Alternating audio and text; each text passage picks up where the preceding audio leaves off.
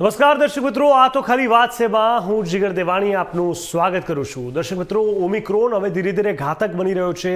WHOની ચેતવણી પણ હવે સામે આવી છે. ઓમિક્રોન જેટલો ઝડપથી ફેલાશે એટલા જ નવા ખતરનાક વેરિયન્ટ પણ આવશે અને એ જીવલેણ પણ બની શકે છે. અત્યાર સુધી આપણે જોતા હતા કે ડેલ્ટા વેરિયન્ટ જેટલો ઓમિક્રોન ઘાતક નથી, એટલે કે મોર્ટાલિટીના કમ્પેરિઝનની વાત કર્યો છું, ડેથ રેશિયોની વાત કર્યો છું. પણ જે રીતે હવે WHOએ ચેતવણી આપી દીધી છે કે ઓમિક્રોન જેટલો ઝડપથી ફેલાશે એટલા જ નવા ખતરનાક વેરિયન્ટ પણ આવશે અને જીવલેણ પણ બની શકે છે. કોરોનાના ઓમિક્રોન વેરિયન્ટનું જે સંક્રમણ દુનિયાભરમાં ઝડપથી ફેલાઈ રહ્યું છે, વિશ્વ સ્વાસ્થ્ય સંગઠન એટલે કે WHOએ ચેતવણી જાહેર કરી અને ઓમિક્રોન જેટલો ઝડપથી ફેલાશે એટલા જ ઝડપથી નવા વેરિયન્ટ આવવાની સંભાવના વ્યક્ત કરી, જે ખતરનાક સાબિત થઈ શકે છે. તેમાં કોઈ બેમત નથી. નવા વેરિયન્ટ જીવલેણ પણ બની શકે છે અને અગાઉ મળેલા કોવિડ વેરિયન્ટ્સની તુલનામાં ઓમિક્રોન ઓછો ઘાતક છે.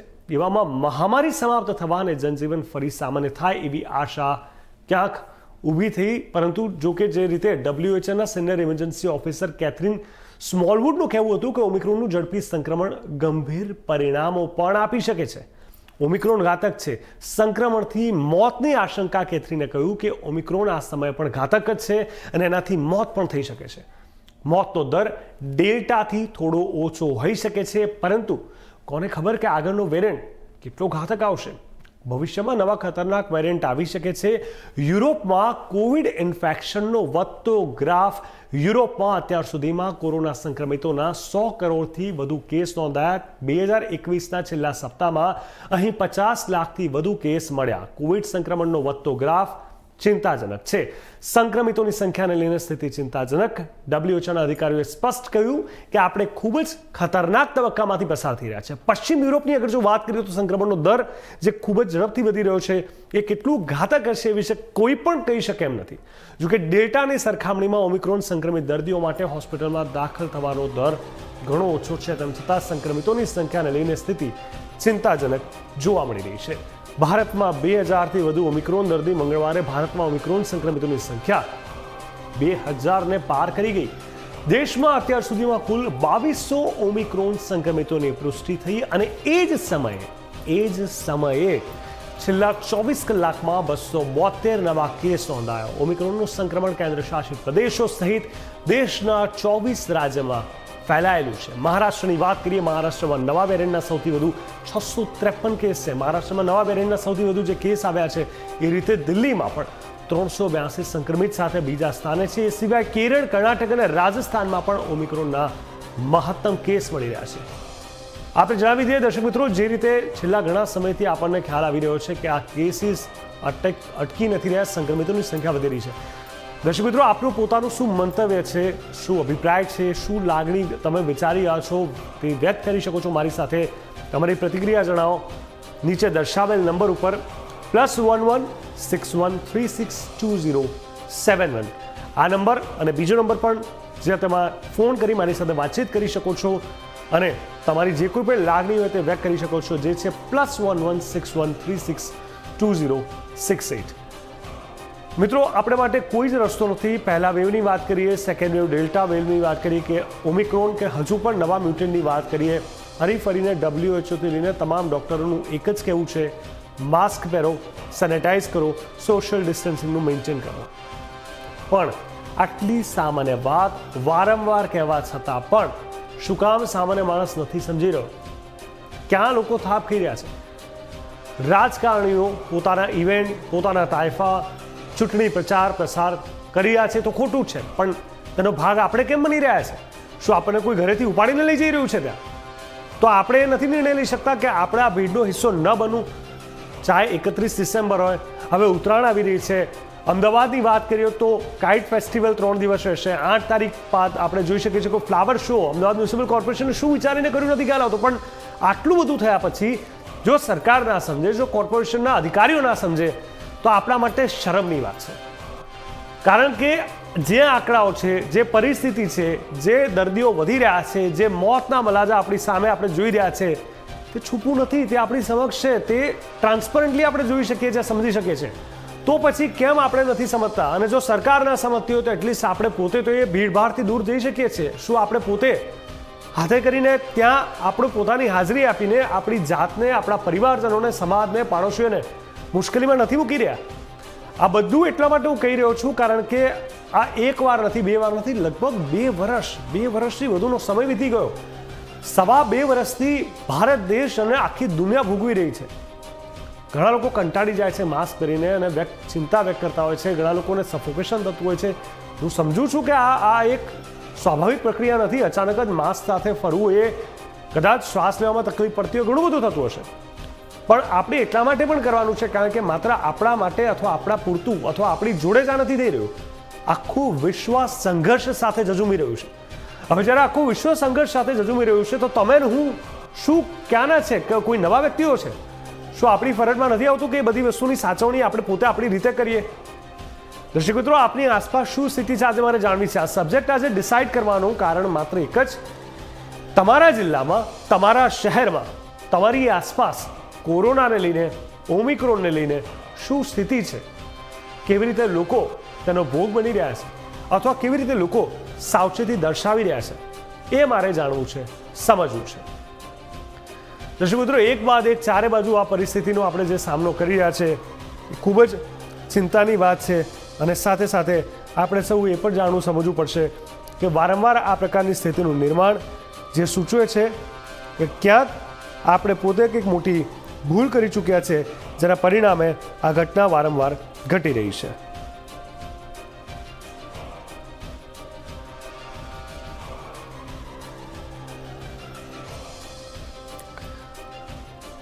તો દર્શક મિત્રો, આપણે વારંવાર એક જ વાત પર આવીને અટકીએ છીએ અને આપણે સમજવું પડશે કે કોઈ પણ રીતે આ પરિસ્થિતિને આપણા પર હાવી ન થવા દઈએ અને સાથે સાથે આપણે પોતે જાણીએ, સમજીએ, વિચારીએ અને કોઈ પણ રીતે આપણે તેમાંથી બચી જઈએ. કારણ કે આ માત્ર એક એવો રોગ છે કે જ્યાં પરિવારના પરિવાર એકબીજાથી અલગ થઈ ગયા છે. આ માત્ર એક એવો રોગ છે જ્યાં સ્પષ્ટ રીતે લોકો પોતાની જાતને નથી સાચવી શકતા. હવે વારંવાર આ પ્રકારની ઘટના ઘટે, વારંવાર આ પ્રકારનો રોગ વધે અને વારંવાર તેનો ચેપ ફેલાય, તે ક્યાંક આપણા માટે યોગ્ય વાત નથી. અમરેલીથી ચિરાગભાઈ જોશી જોડાઈ ચૂક્યા છે. ચિરાગભાઈ, સ્વાગત છે. ચિરાગભાઈ, જણાવશો જે પ્રકારે સ્થિતિ બદથી બદતર થઈ રહી છે, આંકડાઓ વધી રહ્યા છે, મારે અમરેલી આસપાસ શું સ્થિતિ છે તે પહેલા તો આપણી પાસે જાણવું છે.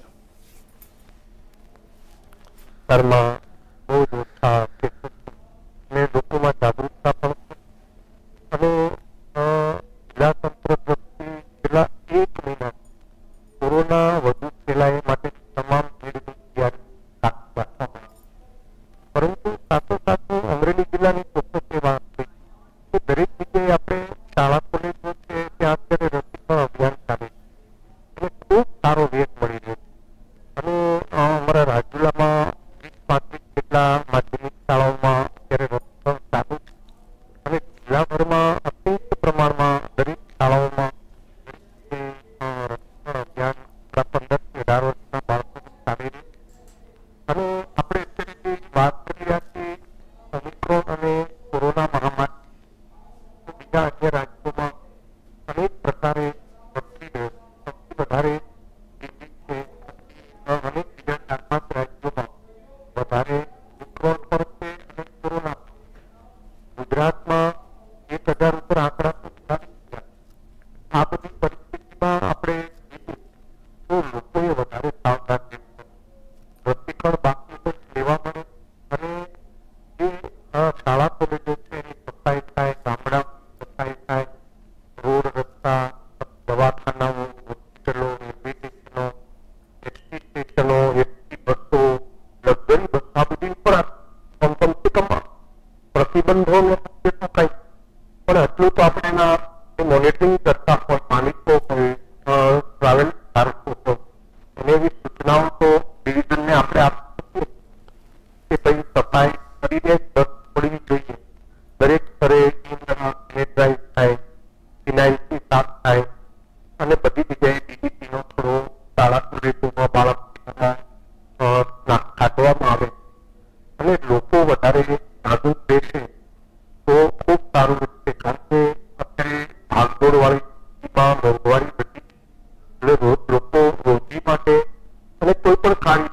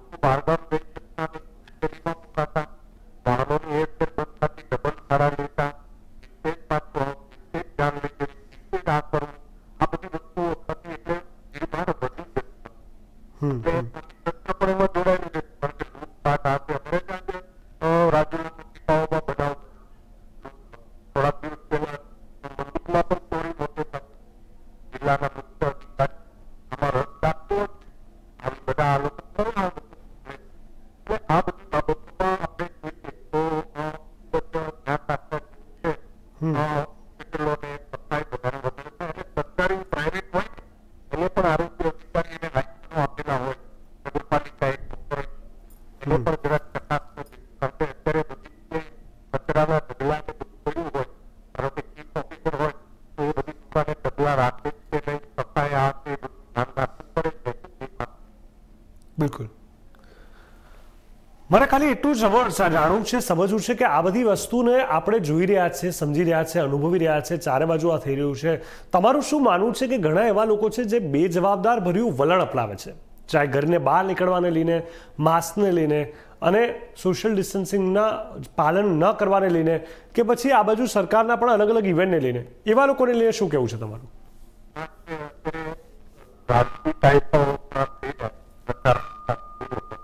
એટલે એને અમુક લોકો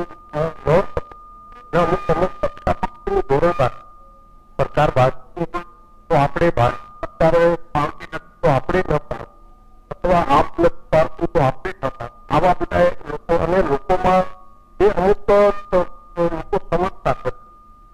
અમુક લોકો વધારે કોરોના અને પોતે તો બધી રીતે સાવચેતી રાખતા હોય પણ બીજાને પહેરવાની કોશિશ કરતા હોય, બીજા જે નિયમો તોડતા હોય, બીજા ઘણા એવા પ્રશ્નો એ લોકો ઉપયોગ કરતા હોય અને જેથી કરીને લોકો વધારે સપડાય. અગાઉ આપણે રસીકરણમાં કેટલા મુદ્દા બધા ઉઠાવ્યા, રસીકરણ ન લેવું અને બધી અંધશ્રદ્ધા ઘણી બાબતો એમાં હતી. પણ આ બાબતોને લઈને ખાસ કરીને આપણે જોઈએ તો લોકોમાં વધારે જાગૃતતા માટે સંસ્થાઓ જે રસીકરણમાં આગળ આવી છે હવે જ્ઞાતિ ભાઈ આગેવાનો જાગૃતતા લેવી પડશે અને મહિનામાં કરી અને આ કોરોનાને આપણે રસીકરણ આપણે જાગૃતતા પહોંચાડવું. જી બિલકુલ બિલકુલ. અમારી સાથે જોડાવા માટે ધન્યવાદ. તો આપણે અલગ અલગ રીતે લોકો પાસેથી અભિપ્રાય લીધા છે ઓમિક્રોનને લઈને.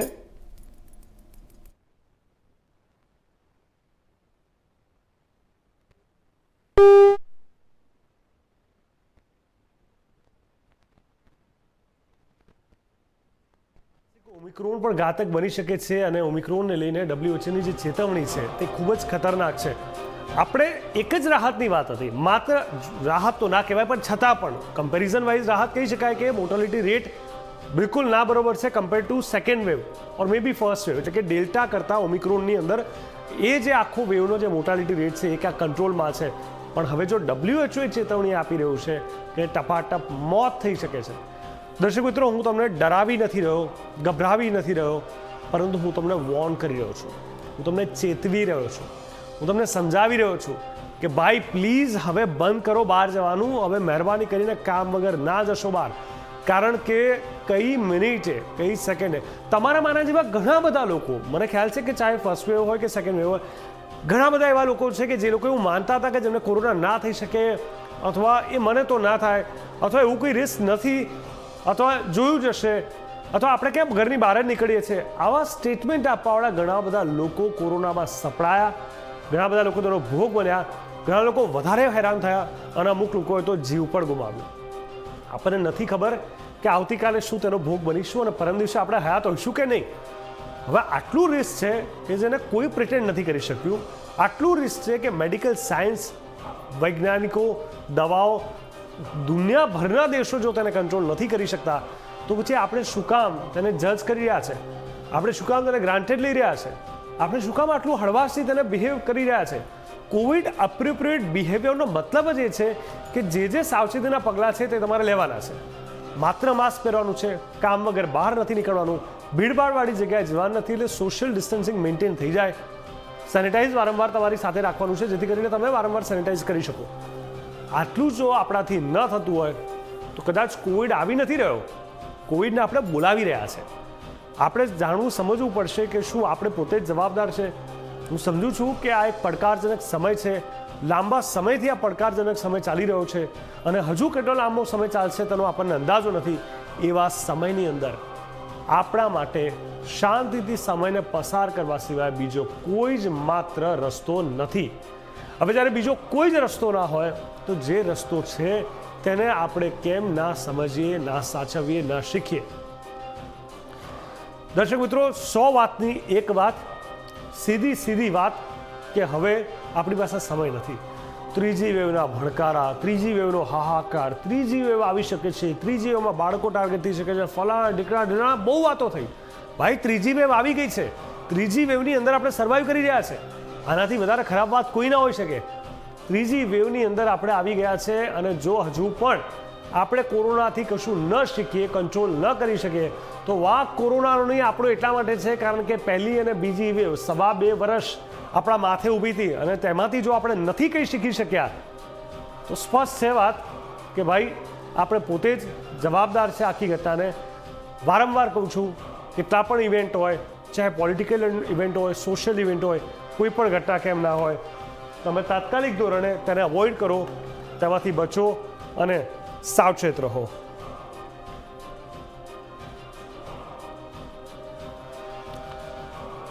તો ઓમિક્રોન જે રીતે ઘાતક બની શકે છે, ભારતમાં 2000થી વધુ ઓમિક્રોનના દર્દીઓની સંખ્યા અહીંયા સામે આવી છે. એવા સમયની અંદર આપણા બધા માટે એક વાત સ્પષ્ટ થઈ ગઈ છે કે આપણે હવે સાવચેતી સિવાય કોઈ રસ્તો જ નથી. દર્શક મિત્રો, આપ પણ પોતે અભિપ્રાય પોતાનો આપી શકો છો. અહીંયા કોઈના પણ અભિપ્રાય, એટલે કે કોઈ રાજકીય વિશ્લેષક, કોઈ પત્રકાર, કોઈ પણ વિદ્વાન, કોઈ પણ પંડિત, કોઈ પણ સેલિબ્રિટી, કોઈ પણ નેતા, કોઈ નહીં હોય. અહીંયા માત્ર તમારો અવાજ જ હું સાંભળીશ. તમારો એટલે કે ગુજરાતની જનતાનો. તમે જે બોલશો એ ગુજરાતની જનતા મહેસૂસ કરી છે એ હું માનીને ચાલીશ. તમારી સીધી વાત થશે મારી સાથે, તમારો અભિપ્રાય કન્સિડર થશે અને તમારા અભિપ્રાયના હિસાબે હું માનીશ કે ગુજરાતની જનતા વિચારી રહી છે. તમારો જે કોઈ પણ સારો અનુભવ હોય, ખરાબ અનુભવ હોય, તમે કોઈ બીજાને એક સારું એક્ઝામ્પલ આપવા માંગતા હોય, કોઈ પણ એવી ઘટના હોય જેનાથી તમે લોકોને સાવચેત કરવા માંગતા હોય, તો આ પ્લેટફોર્મ, ઇન્ડિયા ન્યૂઝનું પ્લેટફોર્મ, આ પ્રોગ્રામ દર્શકોનો કાર્યક્રમ છે, તમારો કાર્યક્રમ છે. અને આ કાર્યક્રમ જો તમે ન કરી શક્યા અને આ કાર્યક્રમમાં તમારી લાગણી વ્યક્ત ન કરી શક્યા તો પછી તમે એ ના કહેતા કે સરકાર નથી સાંભળતી. સરકાર ચોક્કસથી સાંભળી રહી છે. બસ તમારે એક થઈને તમારો અવાજ એક બનાવવાનો છે. દર્શક મિત્રો, ઘણી બધી રીતે સરકાર પણ કોશિશ કરે છે, મહેનત કરે છે અને ઘણી વ્યવસ્થા ઊભી કરે છે. પણ બીજી બાજુ ઇવેન્ટ પણ એટલા થઈ રહ્યા છે સરકાર દ્વારા જે ક્યાંક ને ક્યાંક ક્રિટિસાઇઝ કરવાને પાત્ર બનતા હોય છે.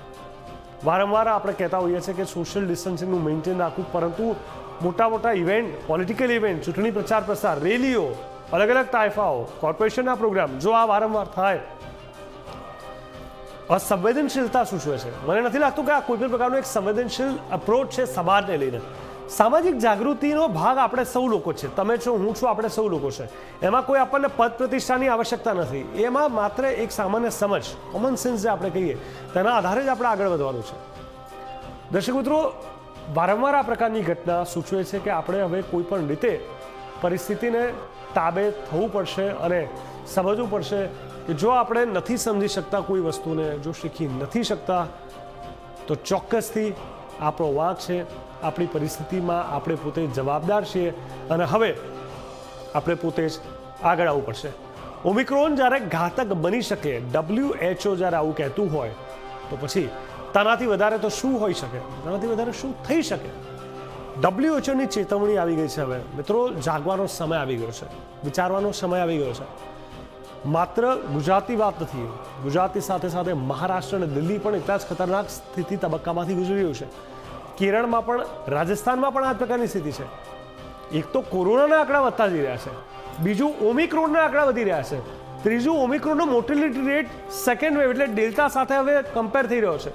ત્રીજું, ચોથી વાત એ છે કે જે આંકડાઓ 7 મહિના પહેલા પીક ટાઈમ પર હતા, મે આસપાસ, 29 તારીખ આસપાસ, એ અત્યારે જોવા મળી રહ્યા છે. હજી પીક ટાઈમ તો કયો આવશે, આપણે શું વિચારીશું? દર્શક મિત્રો, યમરાજ દરવાજા ખટખટાવી રહ્યા હોય ને આપણે ખોલી રહ્યા હોય ને એ પ્રકારનો એક ભાસ મને થઈ રહ્યો છે. આપણી નાસમજ આપણે વ્યક્ત કરી રહ્યા છે.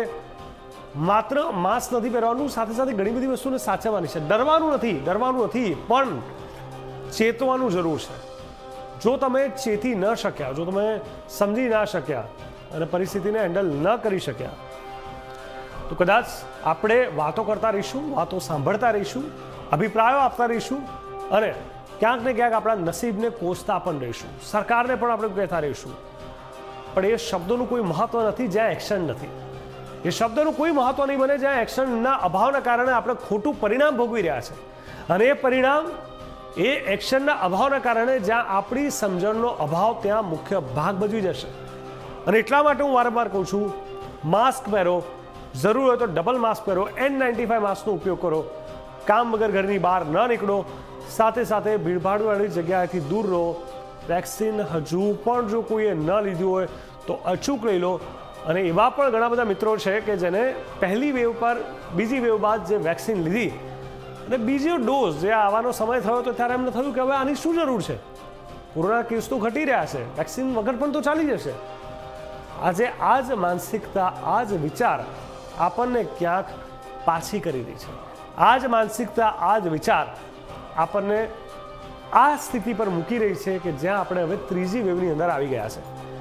તો મિત્રો, તમને ફરી એકવાર મારી નમ્ર વિનંતી છે કે જો તમે વેક્સિન ન લીધી હોય, તમે અચૂક વેક્સિન લો અને કોઈ પણ રીતે પોતાની જાતને બચાવો, સમજાવો અને સાચા અર્થમાં એક પરિસ્થિતિનું નિર્માણ કરો કે જ્યાં આપણે સૌ લોકો સુરક્ષિત રહી શકીએ, એકબીજાને સાચવી શકીએ, સમજી શકીએ. અને જે પરિસ્થિતિ બદથી બદતર થતી જોવા મળી રહી છે, વિકટ થતી જોવા મળી રહી છે, જ્યાં આપણા કંટ્રોલમાં કશું નથી, એવા સમયે કશું જ ના થાય, એવા સમયે એટલીસ્ટ એવું કંઈક તો ના જ કરો કે જેનાથી બીજું કંઈક થઈ જાય.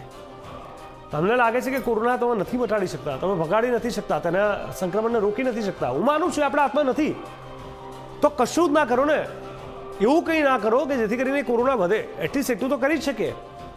કશું ન કરવું પણ કંઈક સારા કરવા બરોબર છે. જો કશું કરવાથી કશું ના કરવાનું થઈ જાય તો આ માત્ર સમજવાનો એક ભાવ છે. કારણ કે માણસ માટે હંમેશા પોતાનો સ્વભાવ જ જવાબદાર બની જતો હોય છે આવી પરિસ્થિતિમાં. મિત્રો, હંમેશા આપણે કોઈ પણ પરિસ્થિતિને જજ કરતા હોઈએ છીએ ત્યારે વારંવાર આપણી એક એક્શન પર ત્યાં બોલતી હોય છે. આપણે કશું જ નથી કરતા એ પણ એક મેસેજ હોય છે. અને કોરોના જેવા કાળની અંદર આપણી દરેક એક્શન આપણને આપણી સાથે જોડે રહેતા લોકોને સ્પર્શતી હોય ત્યારે આપણી જવાબદારી સૌથી પહેલાં બને છે. કારણ કે આપણે પોતે જ રક્ષક બનવાનું છે અને જો આપણે ન ચેત્યા તો આપણે પોતે જ ભક્ષક બની જઈશું. પોતાની જાતને સાચો, કામ વગર ઘરની બહાર ન નીકળો, વેક્સિન લો, બને એટલી સાવચેતી રાખો. આજે આ તો ખાલી વાત છે. બસ અત્યારે આટલું જ. નમસ્કાર.